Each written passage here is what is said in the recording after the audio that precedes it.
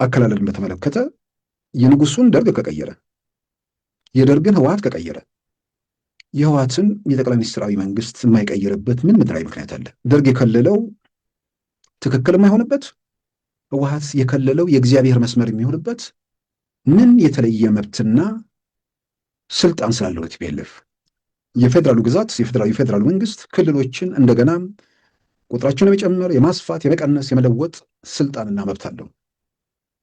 ቲፒኤልኤፍ ከመምጣቱ በፊት ኢትዮጵያ 30 የአስተዳደር አካባቢዎች ነበሯት። የደርግ ህገ መንግስት ከመጻፉ በፊት ደግሞ 14 ክፍለ ሀገራት ነበሯት።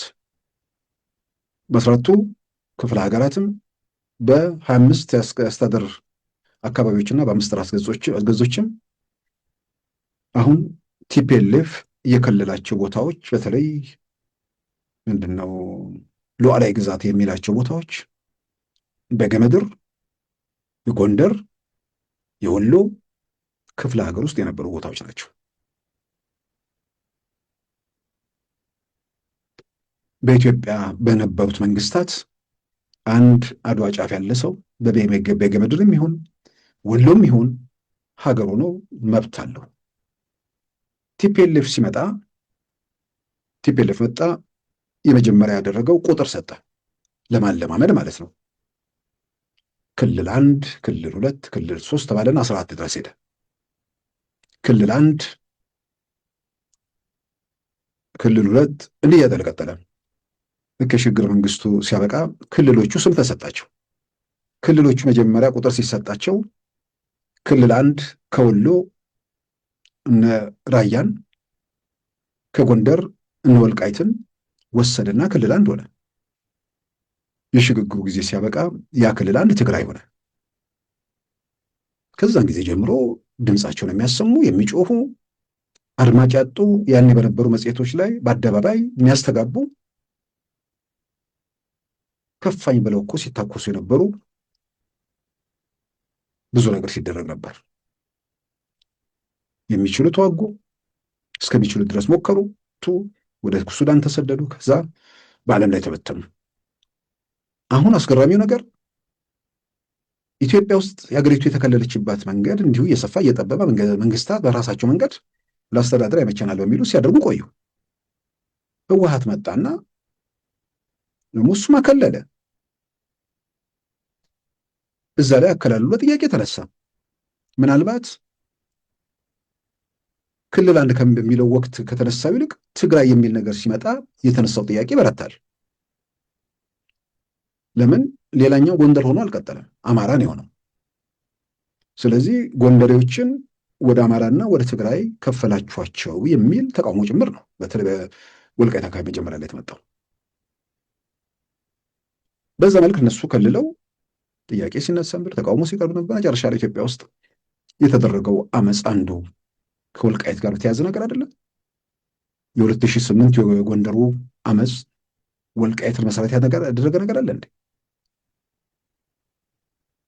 ከዛ በኋላ የጠቅላይ ሚኒስትር አብይ መንግስት ከመጣ በኋላ ምንድነው የወሰንና የማንነት ኮሚሽን የሚባል ነገር ተቋቋመ። ይህን የሚያጠና ማለት ነው። ማን የተንጫጨው ያኔ? ስልጣን ላይ ያለው መንግስት መጥቼ ልከልል አይደለም ያለው። እስቲ ይጠና የወሰንና የማንነት ኮሚሽን የሚባል በጣም በተለያየ ሙያ የተከበሩ ኢትዮጵያውያን የተሰባሰቡበት ድርጅት ምንድን ነው ስብስብ በፓርላማ ጸደቀ። ወደኋላ ተመልሶ ማየት ነው። ህወሓት ካምፕ የተፈጠረው ጫጫታ አከላለልን በተመለከተ የንጉሱን ደርግ ከቀየረ፣ የደርግን ህወሓት ከቀየረ የህወሓትን የጠቅላይ ሚኒስትራዊ መንግስት የማይቀይርበት ምን ምድራዊ ምክንያት አለ?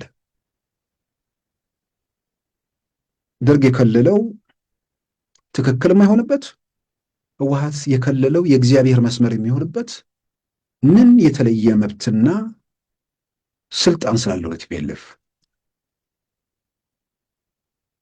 ህወሓት የሚባል ኃይል በኢትዮጵያ ምድር ውስጥ ማን ነው ቬቶ ፓወር የሰጠው? አሁን አንዳንዶቹ ይሉኝታ የሚባል ነገር ሲያልፍም የማይነካካቸው የቲፒኤልኤፍ ሰዎች ኢትዮጵያ ውስጥ ስለ መገንጠል አሁን ሲያወሩ እኔ ካልገዛኋት እኔ ከበላይ ሆኜ ሀገሩንም ምድሩንም ተቆጣጠሬ ካዝናውን እየገለበጥኩ እየገደልኩ እየዘረፍኩ መኖር ካልቻልኩ እገነጠላለሁ። እኔ በትግራይ በኢትዮጵያ ምድር ላይ የተለየ መብት አለኝ ህወሓት የሚባል ቡድን የሚል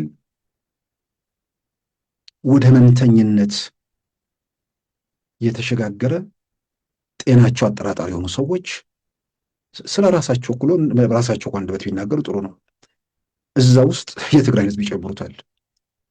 ማን ውክልና ሰጥቶ ስለ ትግራይ ህዝብ እየተናገረ ስለ ትግራይ ህዝብ እንትን እያልክ ካዝናውን ገለበትክ፣ ኢትዮጵያን አደቀክ። ኢትዮጵያ ስደቅ ትግራይም ደቀቀች። እሱ ከስልጣን ስለተባረረ፣ እሱ ዘረፋ ስለቀረበት፣ እሱ መቀማትና መግደል ስለቀረበት እገነጠላለሁ። ደግሞ ይህን በተለይ እኮ ደፋሮቹ ዝርፊያም አይን አለው፣ ዝርፊያም እንደው መልክ አለው። መርከብ የሰረቁት እነ ጀነራል ክንፈ ዳኘው ናቸው ስለ ትግራይ መገንጠል የሚያወሩት። የትኛውን ግዛት ይዘህ የምትገነጠለው? የትኛው ጋር ደርግ ያሰመረውን ነው ወይስ አንተ ያሰመርከውን ነው ይዘህ የምትሄደው? ማንስ ነው የሚፈቅድልህ? የትግራይ ህዝብ አንተ ኪስ ውስጥ ያለ ወደ ፈለግከው መንገድ ወዲና ወዲያ የምታደርገው የቤት ቁሳቁስ ነው? እና እነዚህ ሰዎች ምን አይነት የሀገር ዕዳ እንደሆኑ ከሀገር ዕዳነት ሲወርዱ ደግሞ ሄዱና ኢትዮጵያ የትግራይ ህዝብ ደግሞ ሸክም ሆኑ። ክልሎችን መልሶ ተጨማሪ ክልል መፍጠር፣ እንደገናም ደግሞ ክልሎችን ማስፋትና ማጥበብም የፌደራል መንግስት ስልጣን ነው። ቲፒኤልኤፎቹ በተለይ አንዳንዴ ራሳቸውን ወደ ውስጥ ቢመረምሩ የሆነ ነገር የትግራይ የሚባል ድንበር የለም፣ የአማራ የሚባል ድንበር የለም፣ የኦሮሞ የሚባል ድንበር የለም። የኢትዮጵያ ድንበር አለ። በውስጥ ያለው የአስተዳደር አካባቢዎች ዛሬ 12+2 ናቸው። ነገ 30 ሊሆኑ ይችላሉ፣ ወይ ደግሞ ተሰብስበው 5 ሊሆኑ ይችላሉ።